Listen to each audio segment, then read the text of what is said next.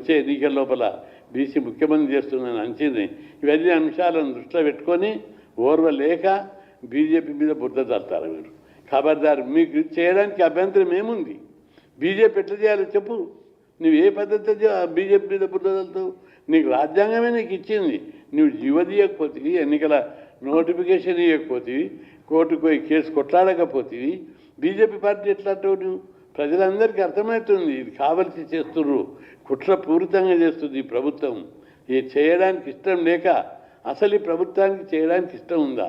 వాళ్ళందరూ మాటలతో తూతూ మంత్రంగా అక్కడ ఉన్న బీసీ నాయకులను కూడా మభ్యపెడుతున్నారు. వాళ్ళకు కూడా తప్పుడు సమాచారం ఇస్తున్నారు. మీరు ఒకసారి మీరు ఏమేమి చర్యలు తీసుకున్నారు? అఖిలపక్షం ఏర్పాటు చేశారా? చేయలేదు. బీసీ సంఘాలతోటి మేధావులతోటి చర్చలు జరపలేదు.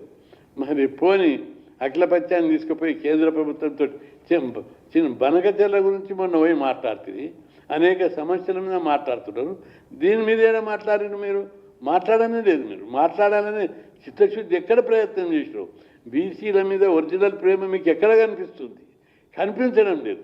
కాబట్టి తప్పనిసరిగా మీ ఆలోచన విధానం మార్చుకోవాలి. మేము ఇటు ఎదురుదాడి చేస్తే మీ సీక్రెట్ మేము బయట పెడితే మీరు బీసీలకు జవాబు చెప్పలేరు. మీ లోపల లేదు చిత్తశుద్ధి అనేది స్పష్టంగా కనిపిస్తుంది. ఇవి కేవలం బీజేపీ మీద బురద చల్లి వీళ్ళు అడ్డుకుంటున్నారని తప్పించుకునే మార్గం తప్ప మరొకటి లేదు మీకు. కాబట్టి చిత్తశుద్ధితోటి కామారెడ్డి డిక్లరేషన్ అమలు చేయి. మీరు మంత్రివర్గంలో ఎందుకు పెట్టలేరు? మంత్రివర్గంలో మీరు 42% ఎందుకు లేరు? నామినేటెడ్ పోస్టులలో 42% ఎందుకు లేదు? మొన్న ఇన్ఫర్మేషన్ కమిషనర్ 5 మందిని నియమించావు, ఒక్క బీసీని నియమించావని. అక్కడ ఏది నీ చిత్తశుద్ధి? ఇంకా అనేక సమస్యలు. బీసీ విద్యార్థులు ఇంజనీరింగ్, ఎంబీఏ, ఎంసీఏ చదువుతుంటే, డిగ్రీలు చదువుతుంటే ఫీజులు లేక కిటకిటలాడుతుంటే, చదువు బంద్ చేస్తుంటే వాళ్ళ కోసం నువ్వు ఫీజుల బకాయిలు 20 నెలల్లో 20 పైసలు కూడా రిలీజ్ చేయలేదు. అంతేకాదు, నువ్వెందుకు ఈ 20 నెలల కాలంలో 2 లక్షల కోట్ల అప్పు తెచ్చావు. 2 లక్షల కోట్ల ప్రభుత్వ ఆదాయం వచ్చింది. మొత్తం 4 లక్షల కోట్లల్లా 6,000 కోట్లు బీసీ విద్యార్థుల ఫీజులు ఇవన్నీకి నీకు ఏం తక్కువ ఉండే? అనేక స్కీములకు ఒక్కొక్క కాంట్రాక్టర్కు 7,000 కోట్లు, 6,000 కోట్లు 10% కమిషన్ తీసుకొని వాళ్ళకి ఇస్తూనే ఉన్నారు. మీరు ఆ కాంట్రాక్టర్లు ముఖ్యమా, చదువుకొని ఉపయోగపడే దేశాభివృద్ధికి ఉపయోగపడే విద్యార్థులు ముఖ్యమా అని మేము ప్రశ్నిస్తున్నాం.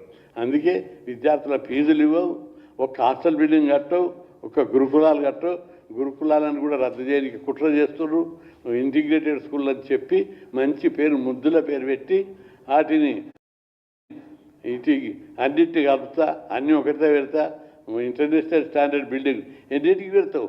330 గురుకుల పాఠశాలలు బీసీ ఉన్నాయి, 260 ఎస్సీ ఉన్నాయి, 160 ఎస్టీ ఉన్నాయి. నువ్వు పెడతావు 119 ఖాళీ, 119 ప్రతి నియోజకవర్గంలో ఎక్కువ ఉన్నాయి, 4-5 ఉన్నాయి. మిగతా స్కూళ్ళని ఏం చేస్తావు? రద్దు చేస్తావా? రద్దు చేసేస్తే నిప్పుతో చెలగాటం నువ్వు. ఖబర్దార్. అందుకే బీసీలకు చదువుకోకుండా, నువ్వు చదువుకుంటేనే ఓరుస్తలేవు. అధికారం ఎక్కడ ఇస్తావు? ఇంకా ఇంజనీరింగ్ దాని ఫీజుల బకాయిలు ఇవ్వు. వీళ్ళు మంచి క్వాలిటీ కార్పొరేట్ విద్య నేర్చుతున్నారని గురుకులాలు ఎన్నిక చూస్తున్నావు. ఇక నువ్వు సర్పంచుడు, అధికారం, ఎమ్మెల్యే, ఎంపీకి ఎందుకు అనుకుంటావు? నువ్వెందుకు ఇస్తావు అని చెప్పి మేము ప్రశ్నిస్తున్నాం. మీకు చిత్తశుద్ధి లేదు. తప్పనిసరిగా బీజేపీ మీద బురద చల్లి బీజేపీ అడ్డుకుంటుందని ఒక బట్టగాల్చి పడేసి తప్పించుకునే కుట్ర తప్ప మరేమి కాదు. దీన్ని ప్రజలందరూ గుర్తుపట్టిర్రు.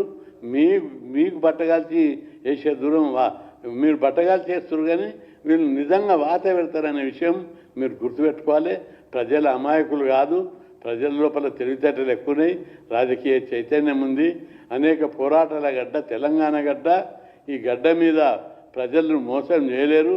మోసం చేసిన ప్రతి సందర్భంలో అధికారం ఉన్న పార్టీకి గుణపాఠం నేర్పుతున్నటువంటి చరిత్ర తెలంగాణ గడ్డది. అందుకే మార్చుకొని కామారెడ్డి డిక్లరేషన్లు ఏ డిమాండ్లు అయితే పెట్టిరో మీరు అవన్నీ అమలు చేయాలని, అది చేసే ధర్నాకు ప్రతి ఒక్కరు పాల్గొవాలని విజ్ఞప్తి చేస్తున్నారు.